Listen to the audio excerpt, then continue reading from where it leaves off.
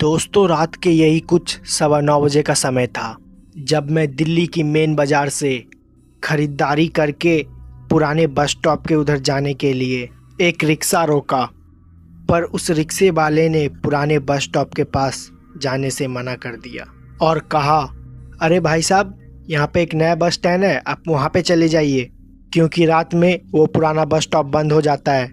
दोस्तों, वो क्या था कि न्यू बस स्टैंड से मेरे लिए कोई डायरेक्ट बस नहीं थी और दिन में मैं अपने यहाँ से सीधे बस स्टैंड पे उतरा था, इसलिए मुझे वहीं पे जाना था क्योंकि मेरी बस वहाँ से सीधी जो थी। लिहाजन उस रिक्शे वाले से मैंने कहा, रात में वो बस स्टैंड बंद क्यों हो जाता है? वहाँ कोई भूत वूत घूमता है क्या? पहले तो वो रिक्शे वाला मेरा बात सुन के थोड़ा सा मुस्कुराया और फिर बोला, अगर भाई साहब वहाँ पे भूत घूमते ना तब तो ठीक था, लेकिन वहाँ कुछ ऐसा है, एक बार कोई इंसान देख लेता है और उसका मुंह दोबारा नहीं खुलता और सदमे में जाके अपनी जान गंवा देता है या फिर उसका कलेजा फट जाता है। मुझे उस रिक्शे वाले की बेतुकी बातों पर एकदम भी विश्वास नहीं हुआ, इसलिए मैंने उसकी बातों को नज़रअंदाज किया, अपना सामान लेकर बस स्टॉप की तरफ निकल गया। मैंने और भी कई बार उस बस स्टैंड से बस पकड़ी थी, बस स्टैंड की तरफ निकल पड़ा।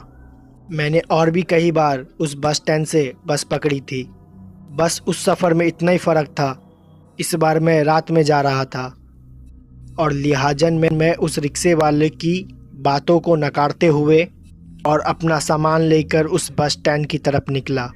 यहाँ से करीब 1 किलोमीटर दूर था। आसमान पूरी काले अंधेरे घनों में निपट गया था।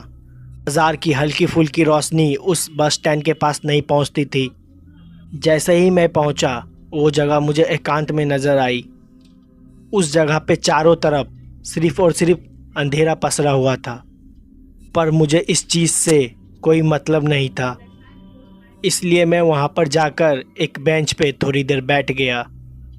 अब मुझे इसी चीज़ का इंतज़ार था कि बस कब यहाँ पे पहुँचे, मैं कब यहाँ से निकलूँ। मैं वहाँ पे बैठा ही था कि मेरी नज़र अचानक एक चमकीली चीज़ पे पड़ी, जो बस स्टैंड से महज थोड़ा सा आगे एक चमकीली चीज़ नज़र आ रही थी। उसको देखकर मैं अचानक से हैरान हो गया। फिर मैं उठा, उस चीज़ की तरफ बढ़ने लगा। ऐसा लग रहा था जैसे कि वहाँ पे कोई कांच का टुकड़ा चमक रहा हो, लेकिन हैरानी तो इस बात की थी, जहाँ पर वो चीज़ चमक रही थी वहाँ पे लाइट की रोशनी भी नहीं थी। मैं जैसे ही वहाँ पे पहुँचा, वहाँ का दृश्य देखकर मैं तो हैरान ही हो गया। वो एक छोटी सी अंगूठी थी, लेकिन उसके अंदर इतनी ज़्यादा चमक थी कि वो अंगूठी किसी अजूबे से कम नहीं थी। मैंने अंगूठी उठाई कि इतने में ही मुझे हेडलाइट की रोशनी नज़र आई। जब मैं बस स्टैंड की उधर देखा, मैंने पाया कि मुझे एक बस अपनी तरफ आते हुए दिखाई दे रही थी। मैंने उस अंगूठी को अपने जेब में डाली और भागते हुए बस के पास पहुंच गया। मुझे इसी चीज़ का डर था कि कहीं बस निकल ना जाए। फिर मैं बस में सवार हुआ। बस भी खुल गई। पता नहीं क्यों उस बस में बैठने से पहले ही मुझे कुछ अजीब सा महसूस हो रहा था। मैं फिर भी इस चीज़ पे ज़्यादा ध्यान नहीं दिया और अपनी सीट पर बैठकर मैं आराम फरमाने लगा। फिर थोड़ी देर के बाद बस उस जगह पे पहुंच गई जहां पर मुझे उतरना था और उस इलाके में पहुंचकर चैन की सांस मिली कि जब से मैं उस बस के अंदर बैठा था तब से मुझे वहां पर कुछ ठीक नहीं लग रहा था। मैं वहां से उतरा, अपनी घर की तरफ निकलने लगा। अब तक वो बस भी वहां से निकल चुकी थी। मैं जैसे जैसे अपने उस जानी पहचानी गांव की तरफ बढ़ने लगा, वैसे वैसे मुझे लग रहा था मेरे अलावा मेरे साथ कोई और चल रहा है, जिसकी मौजूदगी का मैं एहसास कर सकता था। ऐसे में मैं थोड़ा घबरा गया। इसी बीच मुझे वो आदमी की कही हुई बातें याद आने लगी। दरअसल उस रिक्शे वाले ने मुझसे कहा था कि मुझे उस बस स्टैंड के पास नहीं जाना चाहिए, वहाँ पर कोई ऐसा रहता है जिसे देखने के बाद हमें बहुत तगड़ा सदमा लगता है, लेकिन उसकी बातें सरासर झूठी साबित हो गई, जिससे मेरे चेहरे पर एक मुस्कान थी। थोड़ी देर के बाद मैं अपने कमरे में पहुंच गया। दरअसल जहां पर मैं रहता था वहां पर मैं किराए पर पूरा का पूरा हॉल ही बुक कर रखा था। मेरा गांव यहां से करीब 17 किलोमीटर दूर था और मैं अपने घर वालों से अलग इसलिए भी रहता था क्योंकि मुझको दुकान का काम करना पड़ता था। इस बार मैं कुछ ज़्यादा ही थका हुआ था। तब मैं अपने बेड के पास गया और आराम करने लगा। फिर उस चमकदार अंगूठी की याद आ गई। मैंने उसे अपनी जेब से निकाला और फिर मैं उसे अपने तकिए के नीचे रख दिया। वैसे एक वो अंगूठी ही थी, इसलिए मैंने उस पर ज़्यादा ध्यान नहीं दिया। मैं काफ़ी थका हुआ था, इसलिए मैं सोने की कोशिश कर रहा था। फिर थोड़ी देर के बाद मुझे पता ही नहीं चला कब मेरी आंख लग गई।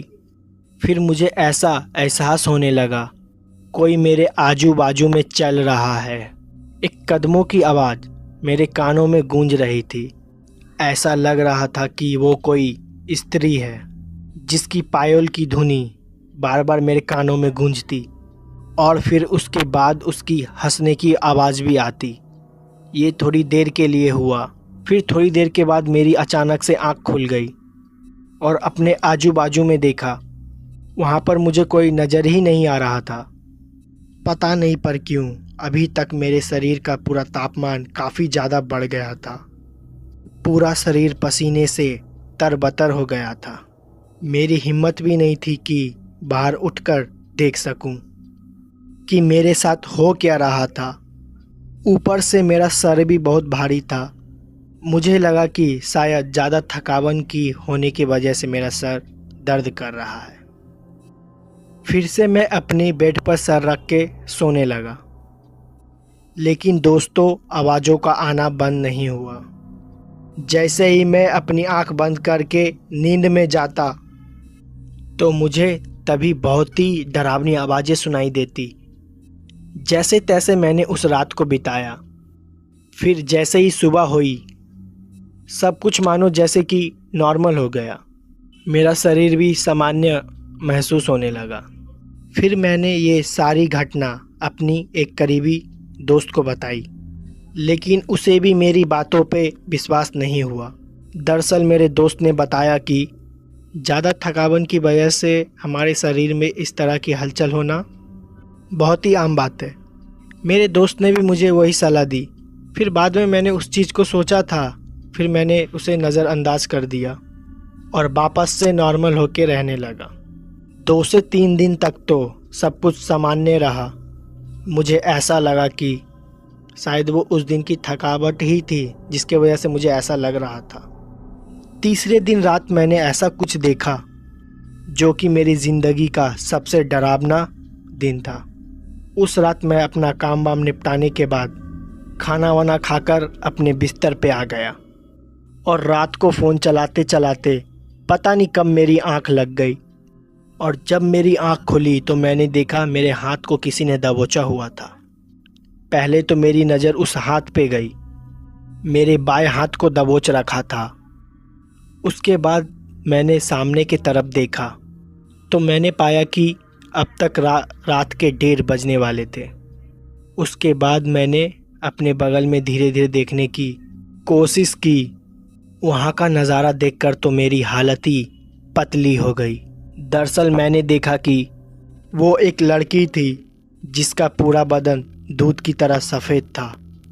तो मुझे उस लड़की की तरफ से रोने की आवाज़ आ रही थी, मगर उसके बाद उस लड़की के चेहरे पर अचानक ही एक मुस्कान आ गई। उसके डरावने चेहरे को मुस्कुराता हुआ देखकर मैं तो दहशत में चला गया। मुझे समझ ही नहीं आ रहा था कि मुझे इसमें क्या करना चाहिए। तभी मेरी नज़र उस औरत के हाथ पे चमकदार रिंग पे पड़ी।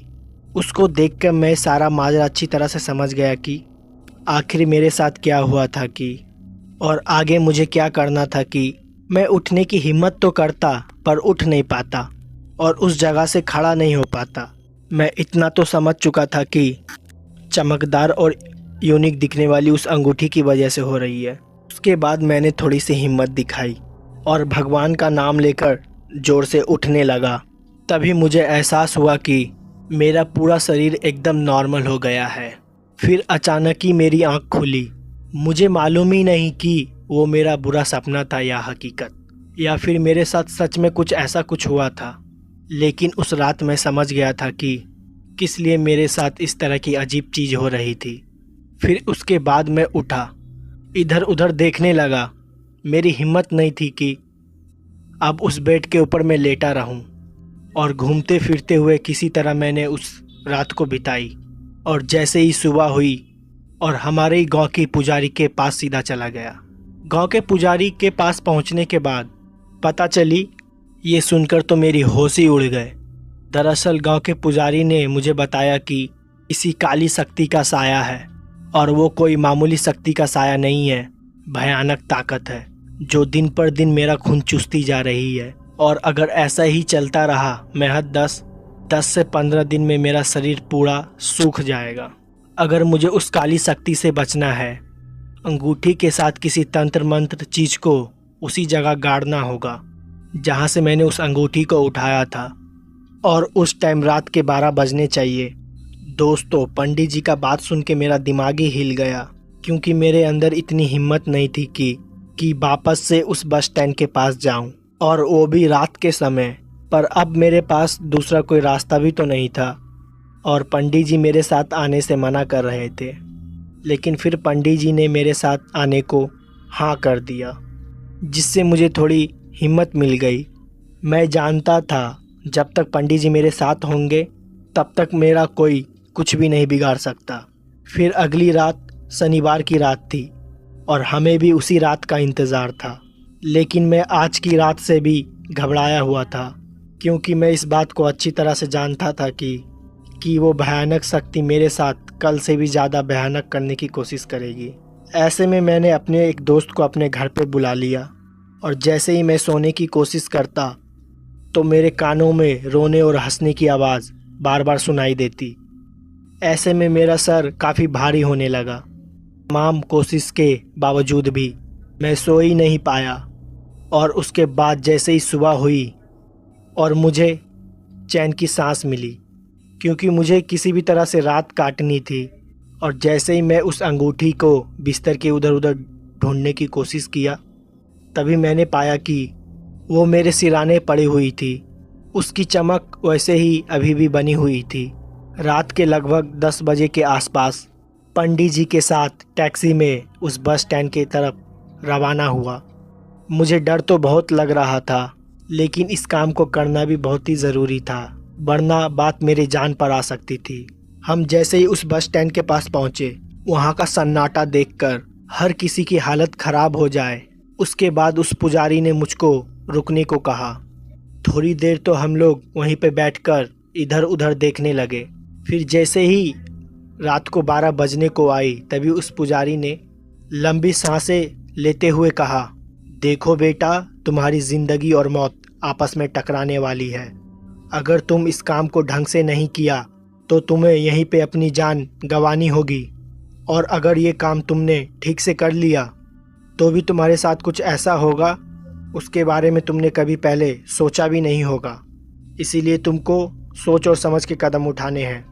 दोस्तों, उसके बाद उस पुजारी ने मेरे हाथ में नारियल दिया, और उसके बाद वो अंगूठी दी। उस नारियल के ऊपर खून के कुछ छींटे थी। शायद वो छींटे इसलिए भी थी, शायद किसी भी बुरी शक्ति को अपनी ओर आमंत्रित किया जाए। जैसा उस पुजारी ने मुझे बताया था, मैं वैसे उस नारियल के साथ चमकता हुआ अंगूठी को लेकर आगे की तरफ बढ़ने लगा। मैंने कभी सोचा ही नहीं था कि मेरी ज़िंदगी इस पड़ाव पर पहुंच जाएगी। फिर मैं धीरे धीरे अपनी कदमों के साथ उसी जगह पे पहुंच गया जहां से मैंने उस अंगूठी को उठाया था। पता नहीं मुझे क्यों ऐसा लग रहा था कि मेरे साथ साथ कोई और भी है, जिसके होने का मुझे एहसास हो सकता था, लेकिन मैं उसे देख नहीं सकता था। मैं जैसे ही ठीक उस जगह पे पहुंचा तो मैंने उस नारियल के साथ ठीक उस अंगूठी को वैसे ही रख दिया जैसा कि उस पुजारी ने मुझको बताया था। जैसे ही मैं उस नारियल के साथ अंगूठी को रखा, वैसे ही पूरी धरती कांपने लगी और वैसे ही अंदर से एक हाथ बाहर निकला, धूल को फाड़ कर। जैसे ही वो हाथ बाहर निकला, डर के मारे मेरा शरीर पूरा पसीना छोड़ने लगा। मैं तुरंत ही मुड़ा और वहाँ से भागने लगा। दरअसल उस पुजारी बाबा ने मुझको बताया था कि ऐसा होते ही मुझे वहाँ से सरपट दौड़ लगानी है, सीधा जाकर गाड़ी में बैठ जाना है। फिर ठीक मैंने वैसा ही किया। जैसे ही मैं गाड़ी में आकर बैठा, पुजारी बाबा ने मुझे कुछ नियम बताए।